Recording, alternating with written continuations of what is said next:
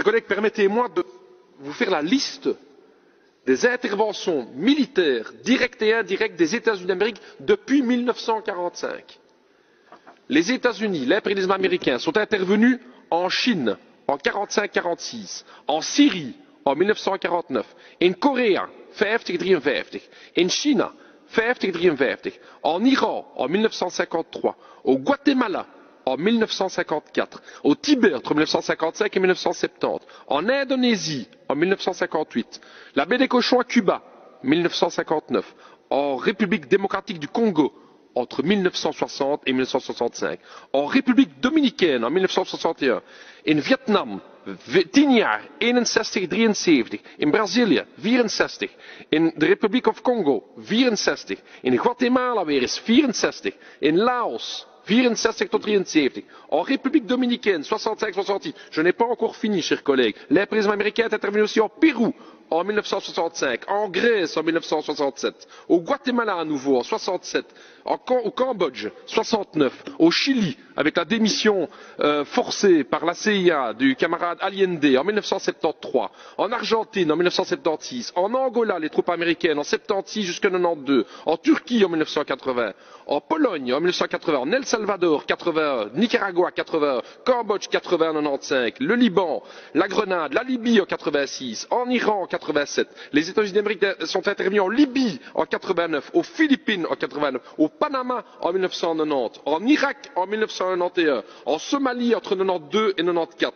De Verenigde Staten van Amerika zijn tussengekomen in Bosnië in 95, in Irak weer eens in 92 tot 96, in Sudan in 98, Afghanistan 98, Joegoslavië in 99, Afghanistan in 2001.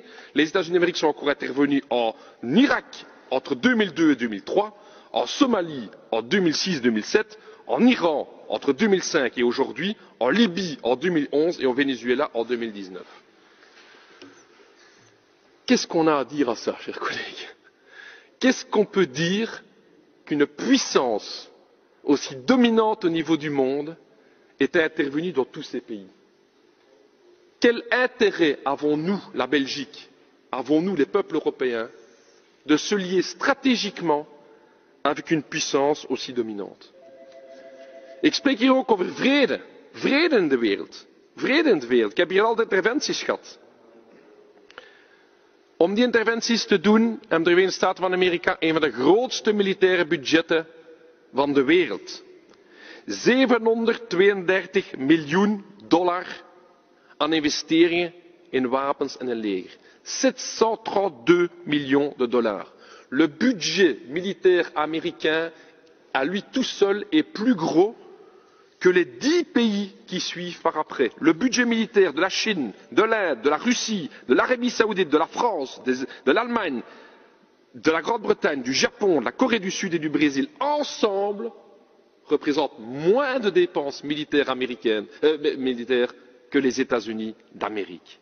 Je vous pose la question, qui est un danger pour la paix dans le monde?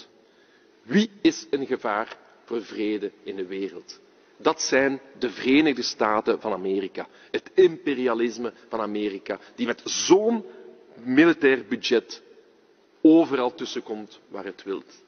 Je vous rappelle, chers collègues, que l'intervention des États-Unis d'Amérique en Irak et l'embargo qui a suivi a coûté la vie à 1,5 million d'Irakiens. Comment pouvons-nous encore avoir un partenariat stratégique avec une puissance qui est responsable de la mort d'1,5 million de travailleurs et d'enfants irakiens? C'est ça la question. Pour le quart de la moitié de ce qui réaliserait d'autres puissances dans le monde, on appellerait à des sanctions, c'est scandaleux. Et ici, on se tait. Ici, on se tait. Parce que ce sont les États-Unis d'Amérique. Parce qu'on laisse faire. On parle ici de multilatéralisme, du besoin de multilatéralisme dans le monde. Mais où est le multilatéralisme des États-Unis d'Amérique? Waar is het multilatéralisme? De Verenigde Staten hebben heel veel teksten niet onderschreven. Het Statuut van Rome, internationaal strafhof, niet ondertekend. Conventie voor de rechten van het kind, Verenigde Staten, niet ondertekend. Conventie over the law of the sea, het zeerecht, niet ondertekend. Conventie tegen dwangarbeid, Verenigde Staten, niet ondertekend. Conventie over vrijheid van vereniging en bescherming van die vrijheid, niet ondertekend. Het Kyoto-protocol, niet ondertekend. Comprehensive Test Ban Treaty, tegen de testen van kernwapens, niet ondertekend. Het verbodsverdrag tegen kernwapens, niet ondertekend. Conventie voor de bescherming van migrantwerkers en hun gezinnen, niet ondertekend. Conventie tegen discriminatie in het onderwijs en in tewerkstellingen, niet ondertekend. De United States of America, onze grote bondgenoot, heeft al die multilaterale teksten gewoon niet ondertekend. Die zijn gewoon tientallen keren tussengekomen in andere landen zonder mandaat, zelfs van de UNO. Geen probleem. Pourquoi, chers collègues, devons-nous garder ce partenariat stratégique? Et pour nos peuples à nous, et pour les peuples du tiers-monde, nous n'avons aucun intérêt à ce partenariat stratégique. Alors on va me dire, ouais, mais ce sont nos normes et nos valeurs communes. La résolution ici commence par nos normes et nos valeurs communes. C'est quoi les normes et les valeurs communes des United States of America? C'est quoi nos valeurs communes? C'est Guantanamo? La torture officialisée dans un centre de détention comme Guantanamo, c'est ça les normes communes? Sur l'île de Cuba d'ailleurs, au mépris de l'indépendance territoriale cubaine. Vous imaginez donc ce centre de Guantanamo se retrouve sur l'île de Cuba alors que Cuba n'a rien à dire sur le sujet. Madame Jadin souhaite pouvoir prendre la parole, Monsieur Lebaud. Madame la Présidente. Je sens que mon collègue communiste se met littéralement en rage. J'aurais préféré que vous participiez au débat en commission et vous auriez entendu. J'aurais aussi préféré que vous écoutiez mon intervention pour bien comprendre qu'il n'y a pas qu'un revers de la médaille, mais il y en a bien plusieurs. Il n'y a pas qu'une facette de la coopération, mais il y en a plusieurs. Tout comme nous le faisons ailleurs avec d'autres pays. Quand nous condamnons la violence, quand nous condamnons la violence des droits fondamentaux, nous le disons aussi. C'est le propre de la diplomatie. Je peux juste demander alors, si vous avez autant de critiques à leur partager sur les États-Unis, pourquoi on n'a jamais pris une sanction envers les États-Unis? Pour ceux qui voient la vidéo, les mouches sont en train de voler dans l'Assemblée. Et c'est ça la question.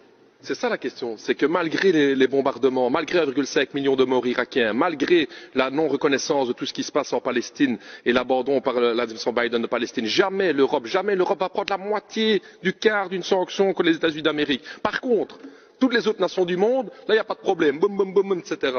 C'est ça le problème des 2 poids 2 mesures. Et votre résolution, elle parle effectivement d'un partenariat stratégique. J'ai parlé des normes communes. Normes communes. Les États-Unis d'Amérique ont 2,2 millions d'Américains dans leurs prisons.